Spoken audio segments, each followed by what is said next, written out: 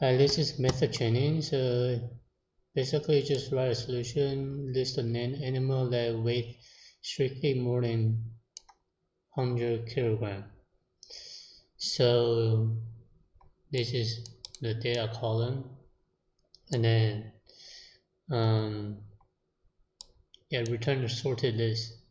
So let's do this. I'm going to just start writing. So you want to return a table. What table? Animal table. And then what are the column? Column is going to be the animal weight, right? Animal and weight. Oh, and it has to do what? More than 100, right? And then we need to sort based on the weight. Sort value by this guy, and then we want to make sure the ascending is false, and then we only need to output the name, right? Output the name. So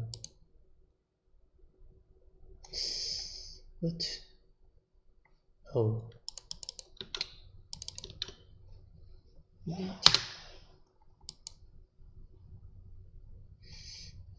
sort values. Okay, some type of whatever.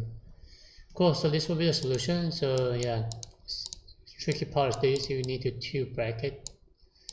I mean the first bracket is going to be a container of this, and this will be the inner list.